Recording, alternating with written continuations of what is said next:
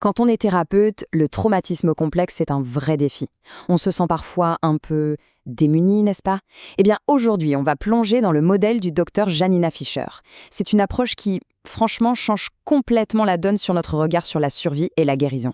L'idée, c'est de vraiment décortiquer ensemble les concepts clés qui la rendent si efficace. Alors, voilà notre programme. D'abord, on va regarder le problème de plus près. C'est quoi ce fameux traumatisme complexe? Ensuite, on verra comment le cerveau s'adapte avec ce qu'elle appelle la fragmentation et le système des parties. Après ça, on parlera du but de la thérapie.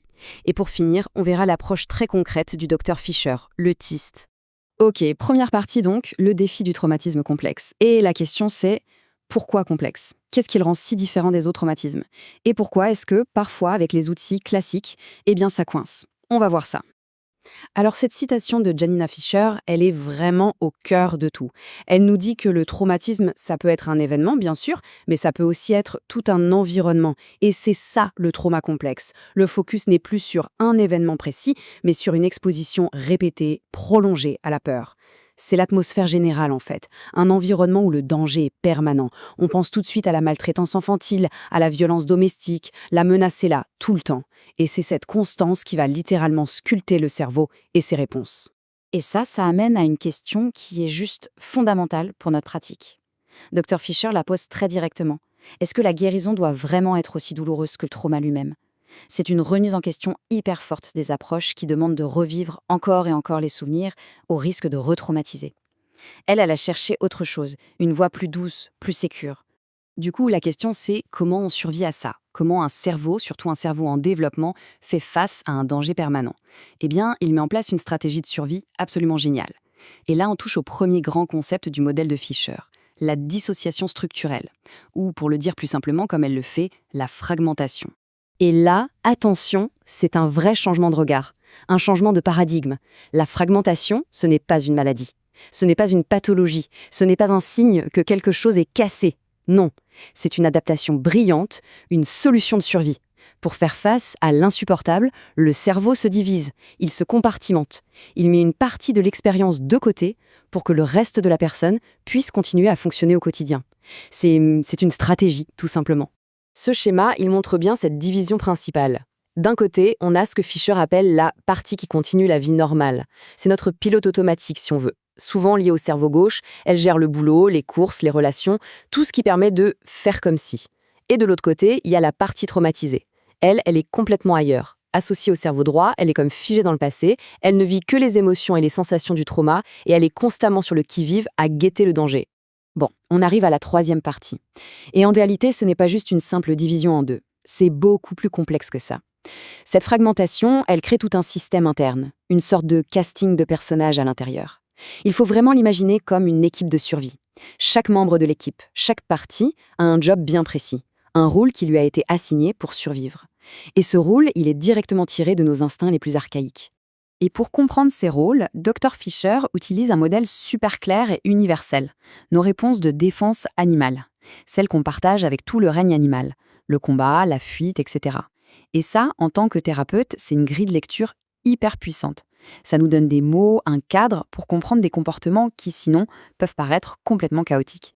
Et voilà comment ça se traduit concrètement en thérapie. Chaque réponse de défense a sa propre signature. La partie combat, ça va donner de la colère, de la méfiance. La partie fuite, ce sera l'évitement, les addictions. La partie figée, la déconnexion, et ainsi de suite. Mais le point absolument crucial ici, c'est de changer notre regard. Ce ne sont plus des symptômes à combattre ou à supprimer, non. Ce sont des stratégies de survie, des stratégies qui, à un moment donné, ont été la seule solution possible pour rester en vie. Ok, donc, si le problème, c'est ce conflit interne entre toutes ces parties, comment on s'en sort? C'est quoi la solution thérapeutique? Et c'est là qu'on arrive au cœur de la méthode. La question qu'on se pose en thérapie change radicalement. On ne se demande plus comment on va faire pour retraverser l'événement traumatique. Non. La nouvelle question, c'est comment peut-on aider la personne à apaiser la guerre civile qui se passe à l'intérieur d'elle? On déplace complètement le focus. De l'événement extérieur, on passe aux relations intérieures. L'objectif, du coup, ce n'est surtout pas de se débarrasser de ces parties. Tenter de le faire, ce serait juste relancer la guerre interne. L'objectif, c'est de construire ce que Fischer appelle un attachement sécure interne. L'idée, c'est d'aider la partie la plus adulte, la plus sage de la personne, à devenir une sorte de bon parent pour toutes ces autres parties plus jeunes et blessées, devenir son propre havre de paix en quelque sorte. Et en faisant ça, on offre quelque chose de fondamental, une expérience réparatrice. Pourquoi c'est si puissant? Parce que pour la première fois, ces parties reçoivent ce qui leur a manqué cruellement au moment du trauma. Qu'est-ce qui leur a manqué? De la sécurité, du réconfort, de l'acceptation. Et là, en thérapie, on leur offre ça. On vient réparer de l'intérieur la blessure d'attachement qui est à la racine de tout. Ok, tout ça, c'est la théorie. Mais en pratique, dans le cabinet, on fait comment? Comment on passe de ces grands concepts à une séance concrète? C'est là qu'on va parler de l'approche TIST. C'est le nom de la méthode. Trauma Informed Stabilization Treatment. Et dans le TIST, il y a une règle d'or, une priorité absolue. Le numéro 1, c'est la stabilisation. Toujours. Pourquoi? C'est simple, on ne peut pas discuter, on ne peut pas négocier avec des parties qui sont en mode survie. Si le système nerveux est en alerte rouge permanente, aucun dialogue n'est possible. Il faut d'abord créer un état de sécurité. C'est la base, la condition indispensable avant même de commencer le travail. Alors, voilà le processus, la méthode TIST, en 4 étapes très claires. D'abord, on aide la personne à juste remarquer ce qui se passe en elle, sans jugement, les sensations, les émotions. C'est l'observation.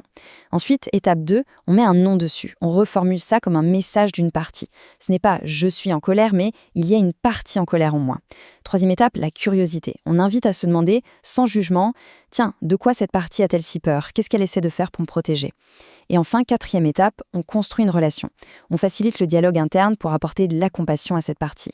C'est ce processus qui permet de passer de « je suis submergé » à « j'observe une partie de moi qui se sent submergée ». Et ça change tout. Et cette phrase du Dr Fisher, elle résume absolument tout l'esprit de l'approche. Si vous n'aviez pas été capable de vous fragmenter, nous ne serions pas assis ici en ce moment. Nous devrions remercier les parties fragmentées de vous avoir permis de vous en sortir. C'est le recadrage ultime, non? On passe de la honte d'être cassé, fragmenté, à une profonde gratitude. Une gratitude pour ces parties qui ont fait ce qu'il fallait pour survivre. C'est un acte thérapeutique incroyablement puissant, qui redonne de la dignité et qui honore la sagesse du système de survie de la personne. Et on va finir sur cette question, qui est vraiment le cœur du changement de paradigme proposé par Janina Fisher. Et si les symptômes qu'on essaye de traiter depuis des années n'étaient pas le problème? Et si en fait, ils étaient des solutions de survie brillantes que le système a mises en place pour traverser l'impensable? Voilà, c'est la pensée avec laquelle je voulais vous laisser. Ça change pas mal la perspective, hein?